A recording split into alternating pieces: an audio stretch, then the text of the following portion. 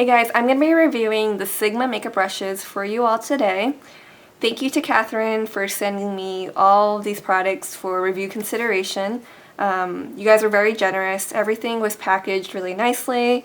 Comes with some like pamphlets and even a card letting you know how to take care of the brushes, how to wash them, letting you know more about Sigma makeup, and this one letting you know what the face and eyes kit comes with. The brushes and what they do, what they're for. So this is the brush roll, the face and eyes kit right here. I'm sure many of you are familiar with this. Comes with 12 brushes total. And then in addition to that, they sent me 5 more brushes. If you don't know about Sigma brushes, they're pretty much kind of like mock copies of MAC brushes. You know, the way that they were designed and even numbered. For example, this might look like the MAC 188 to you guys. This one was labeled the Sigma SS 188 brush. So that's one thing. The biggest difference is that these are much more affordable than MAC brushes though. So I'm going to try to briefly go through all these brushes. One thing to note is that not all of these brushes are sold individually, at least what I saw from the site. So there are some that are sold individually, but then I think the rest are contained within like brush kits. Like there's like kits for just the face brushes, kits for the eye brushes, and then other kits for, you know, face and eye brushes, such as the one that I have right here.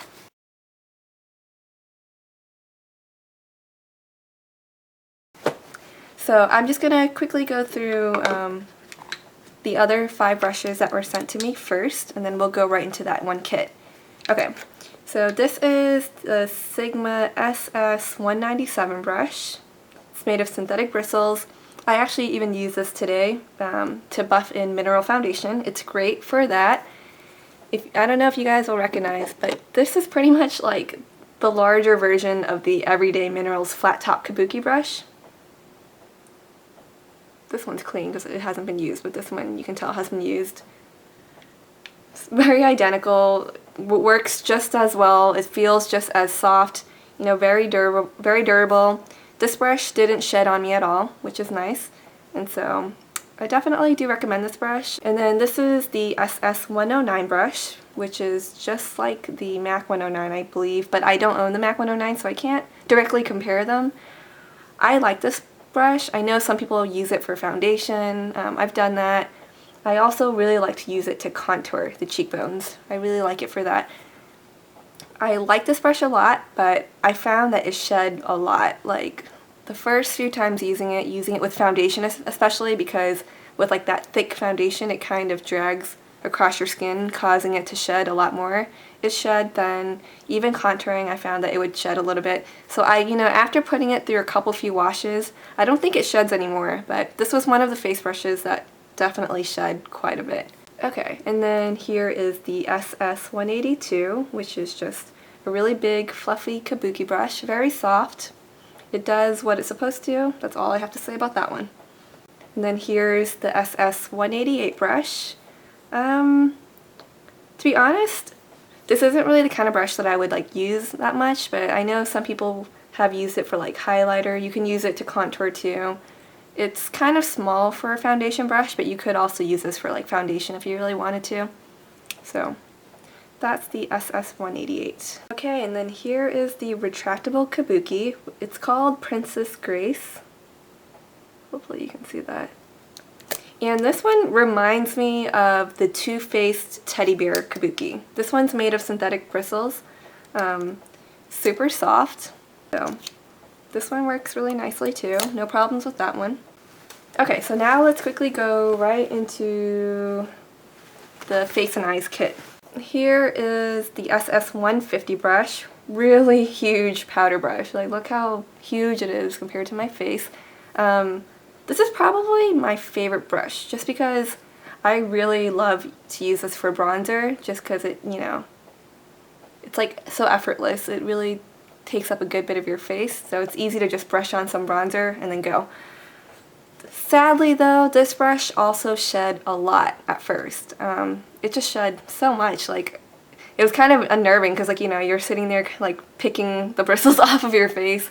But other than that, you know, after putting it through a few washes, it's okay now. And even then, this is probably like my favorite brush. Aha, the SS187. I actually do own the MAC 187. So they're not completely identical. The MAC one isn't as tall. But I mean, like, the feel of it, they feel just as durable. I think the Sigma brush is just a little bit thicker, like the handle is thicker than the MAC one too. Okay, the difference I noticed with these two is how they feel too. Stippling wise, the MAC one is just a lot softer. It's just much more comfortable, I guess. The Sigma one, it's a bit pokey, like it's not really pleasant to stipple with it. Like, it actually felt a little bit, I don't want to say harsh, but pokey on the skin. And so this can be used for foundation to either stipple on or swirl.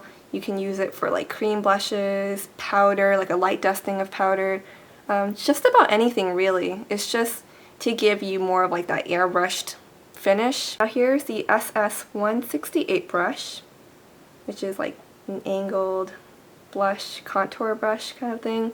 Definitely great to contour with. You can use it for blush too.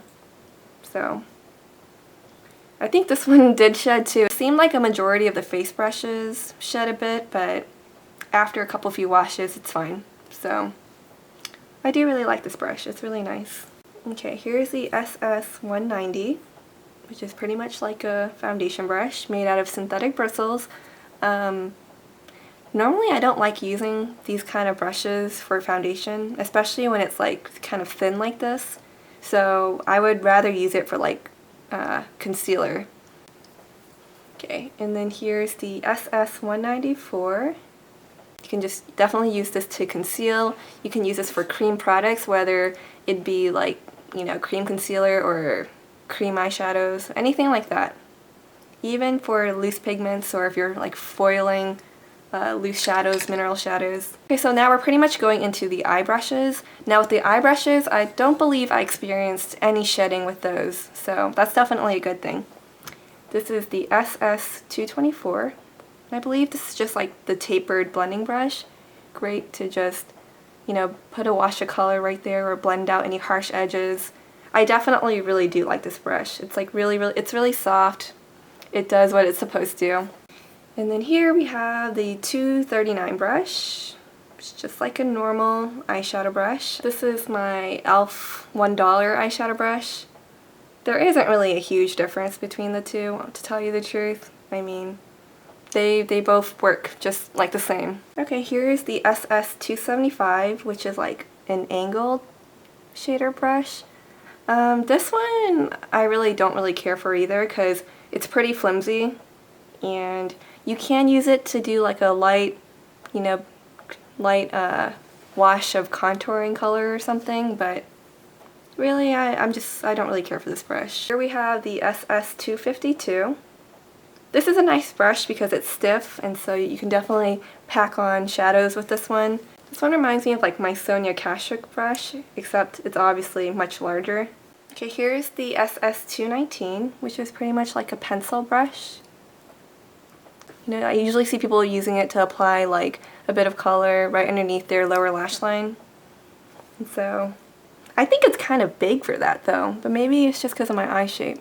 Here's the SS209. And this is supposed to be an eyeliner brush, I believe. It seems kind of big for that, but maybe once again it's just my eye shape. But this one works fine too. I think I actually even used this for like a lip brush before, and that worked okay. So, okay, last but not least, the SS266, which is just a fine angled brush. You can use this to line your eyes with gel liner, whatever. You can use it to fill in your brows. So overall, these brushes work really well. Not many of them were like flimsy, you know, they were dense enough, they applied products the way they should, they functioned just fine. The biggest con was that, you know, some of the brushes do shed, like the face ones especially. But that's it. I really hope this review gives you a pretty general idea of, you know, how the quality of these brushes are. And thanks so much for tuning in. You guys all have a great one. Bye!